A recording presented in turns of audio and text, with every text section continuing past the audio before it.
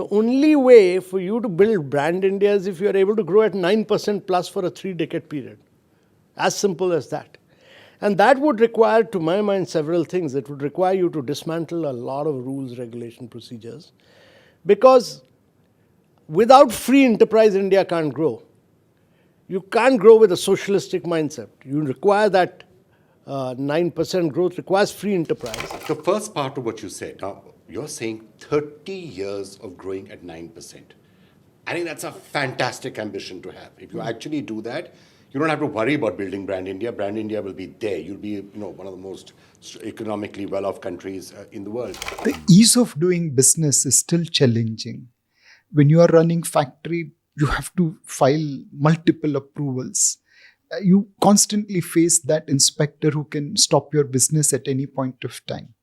If we can further improve ease of doing business, I think then we will be on the highway of growth. And my view is that infrastructure, finance, skills have shifted from being a dagger in the heart to a thorn in the flesh. They're important, they still need more work, but we've made a lot of progress on them. But regulatory cholesterol, the thousands of compliances, jail provisions, filings, returns, which frankly you can't comply with 100% of them without violating 10% of them. There's 17 definitions of wages, there's 22 definitions of workers.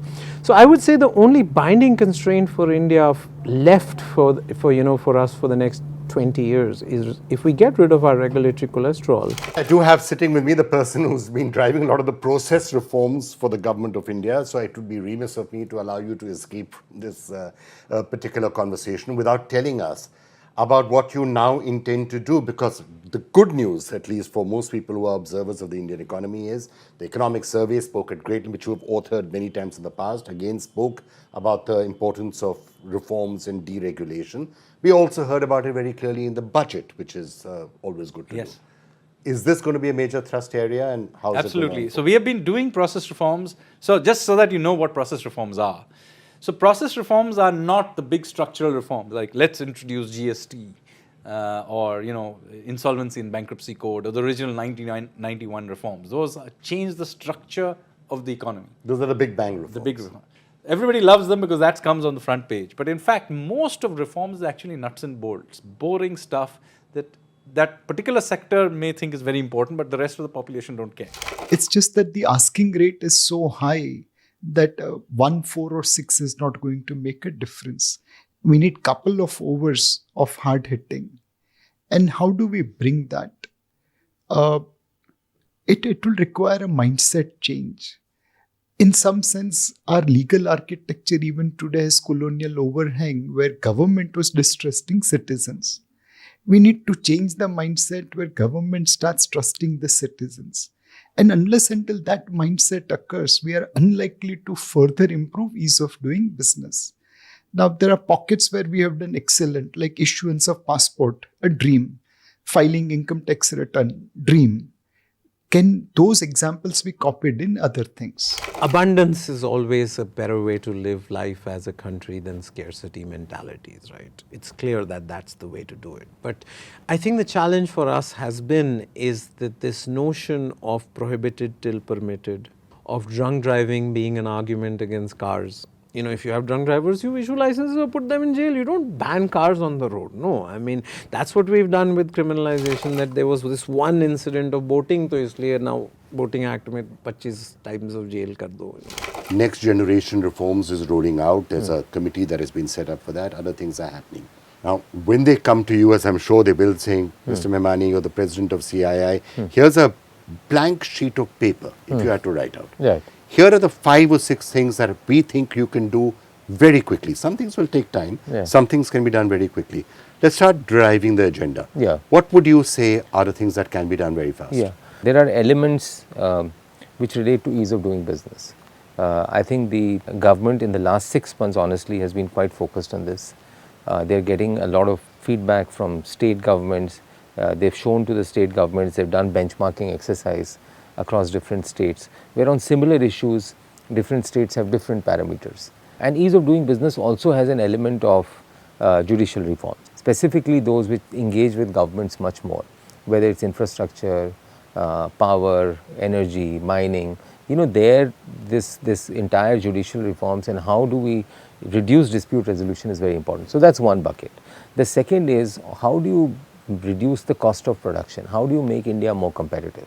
If you want to create an overall efficient economy that's just not low cost but just efficient, then the efficiencies of these factors of production, that is very important. The third, what we are looking at is to say, okay, let's look at sectors, various industry segments, and let's look at what are the 3 to 5 things that can be done in each of the sectors to make them more efficient, more competitive, one, but also unlock their full potential. It could be the power sector, it could be mining, it could be infrastructure, and that is the third bucket that we are looking at. So that's very clear. So reforms are needed. Yeah. And you put them into 3 broad buckets, which are ease of doing business reforms, which includes legal and judicial reforms. Number 2 is factor reforms, so you make India a more competitive economy. And the third is in individual sectors you find ways of having reforms to unlock the economy. Yeah, and taxes would sit between ease of doing business and cost. There are many reforms required, but to my mind, one singular reform which is critical for India's growth story is the judicial reform.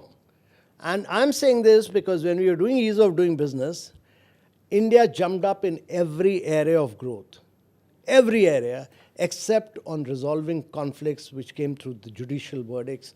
There, the time lags were very, very high, and it was very difficult to change that. There is a serious problem with the legal system, and it has to be fixed ASAP. Here is a blank piece of paper. Sketch it out. A new judicial and legal system that is more suited for a country like India. I would straight away try and simplify first the procedural laws. You have a civil procedure law, you have a criminal procedure law. So both the procedural laws must be simplified.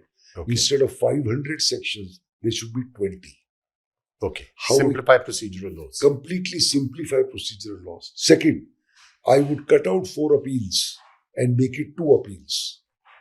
I would cut out appeals which involve petty amounts.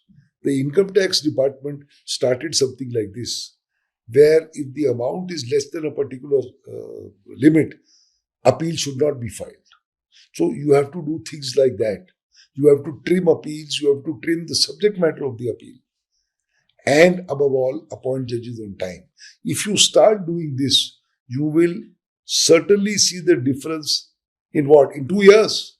In different laws, there are different statute of limitations. So I think if they say that, okay, we'll bring it down to a minimum time frame, again I'm saying these will not lead to any revenue loss, but these are signs that you give to the to the industry and to the broader investment community in India and outside, that India is genuinely going to the next level of changes. Okay. They mean business. And benchmark against what's happening in the world. So one other thing too, which could potentially bring relief, and is something that the private sector has been asking for increasingly, is the question of limitations. Now, when you are saying that bureaucrats are scared to take decisions, it's sometimes not just because, okay, if somebody comes to you and says, why did you take this decision last year or 3 years ago or 5 years ago, the bureaucrat may even be able to prove it.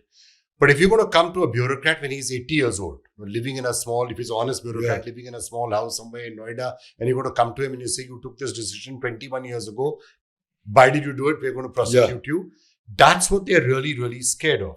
So the logical thing to do it, which I think the private sector has been asking for, you should have a statute of limitations. If more than 5 years has passed, more than 7 years has passed for something, you should say, okay, it's not happening. Or if you file an FIR, proceed on that within 2 years, 3 years, 4 years, 5 years. There has to be a certain limit which does not exist in criminal matters. You are absolutely right. It should be there. It is, you can see the biggest example of statute of limitations is in the US. What would be the 3 or 4 suggestions that you think we can practically put into place in the next 4 or 5 years? Well, I think so far as the courts are concerned, the one thing that they have to do is to sit down, have a brainstorming session, and decide where are we going wrong. are we going wrong? And if yes, where are we going wrong? That's one aspect of it. The second aspect of it, which started off with a bit of a bang, maybe about 10, 15 years ago, was judicial education. Okay, where every state has a judicial academy where judges are trained or given education on what the law is. Have some kind of an audit, performance audit or social audit. Are they doing their job? Your matter will be heard at 10 a.m. on the 21st of July 2020. And will not be adjourned for the asking. Will not be adjourned. Come what may. Your lawyer is not there. Your arm is broken off. Some crisis has happened. Too bad. Your matter will be heard on that. You are right that if that system should be followed, and if that is followed, that come hell, come rain, come what, storm, it will be finished. The client and the lawyer will jolly well be there.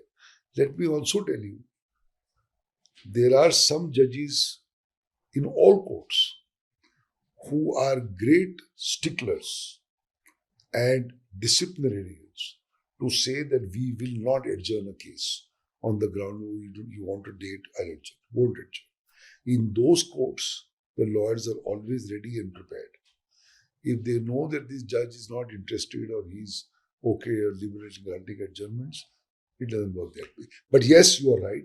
But rather than doing this on a case-by-case basis, why don't we, in America, for example, Yeah. the way the system works is, you don't have this 40 cases coming up. Any judge will say, here are the 3 matters that I'm going to hear today. Matters on trial. That's See, it. you have multitudinal appeals at interim stages rather than final stages. So you go up to the High Court against some small thing and you block the trial. The trial is stayed. The case is stayed. So first is that you simplify the laws. Second, you need to cut down a huge number of appeals. In our country, a small issue can have 4 appeals. From the Munsif's order, it will go to a subordinate judge, go to a district judge, go to the High Court, go to the Supreme Court. So you can't have these kind of appeals on every small issue. The appeals have to be removed. Next, all attempts to challenge at interim stages of a case has to be put down with an iron hand. Your basic assumption is not that everybody is good. Your basic assumption is that everyone is a crook. Well, is that because we had a license, Raj? Possible. See, there was a birth defect in being a businessman in a license, Raj, because you couldn't be successful without getting a license, without doing the corruption that the license, Raj, entailed, right? So I have been asked 110 times in my life by a bureaucrat, who allowed you to do this? Now that's a profound question from a theory of knowledge perspective, right? It's prohibited till permitted. From a innovation, because all innovation has to be permissionless, otherwise it's not innovation. So the notion that it is prohibited till permitted is a profound invention of the 1955 Avadi resolution or the license Raj. It's not even communism. It's not even Fabian socialism. This is a peculiar Indian invention of things are prohibited till permitted, even though we are technically a democracy and a capital market economy. So I would say we are a little unique in our challenge of this bureaucracy distrust of the private sector. I'm not sure these 900 million people who are below 35 years old necessarily want to join the civil services like the elite in the 70s and 80s wanted to do. Their role models are IPL players, their role models are, the creators of Flipkart or PhonePe and stuff like that. They want to create unicorns. So the way to do it is to have an agenda in 3 buckets: decriminalization, deregulation and digitization. Decriminalization is the most obvious one, that provisions and compliances which are criminal today should be made civil offences. If you don't have a canteen committee meeting every 3 months, it shouldn't be a criminal offense. You should be fined for it. If you don't put tuna in your bathrooms every 6 months, it should be fined for it. You should not be criminalized for it, because despite... Why do you need the regulations to either be whitewashing your washrooms or Yes, having a canteen committee? exactly. Those regulations should not exist in the So first place. Forget deregulation about will come criminalization from or- decriminalization. First you do decriminalization, where as a country we say that we will first decriminalize, the regulation will exist. Then next phase will be deregulation. And the third phase will be then digitization, which is all compliance in this country should be paperless, presenceless, cashless, personless and straight through. These are rule number 42 subsection D of some law, change it. Get rid of, we have literally hundreds of old laws that we have gotten rid of. That's something that my late colleague Bibek Debroy was very much into doing. Certain way in which the process of shutting down companies, for example, simplify it. How do you do a patent? Simplify it. Get rid of useless requirements, like for example, compulsory mediation before every commercial dispute.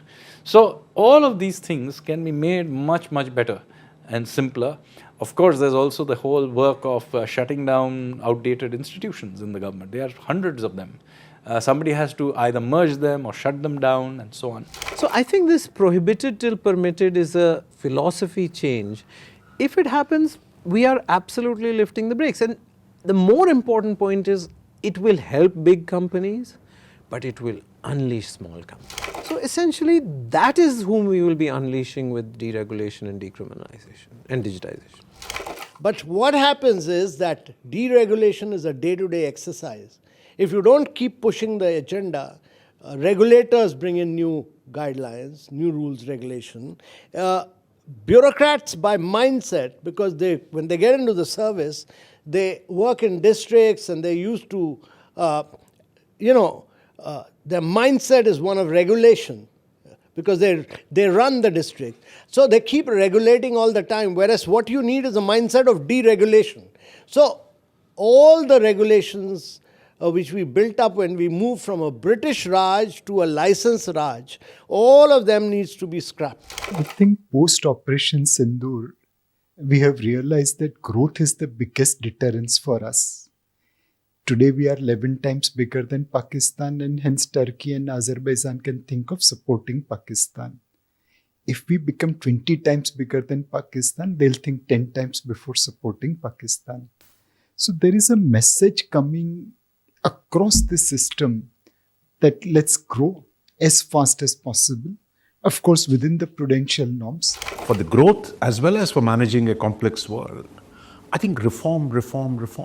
Without internal reform, this idea that we can deal with the world with clever diplomacy is not going to work. Finally, it's about strength. And I think for that, we need to fundamentally change our ways, the way we do business, our industry, our agriculture, our science and technology. That's where I would say focus on domestic reform. That will automatically produce the benefits on the external side.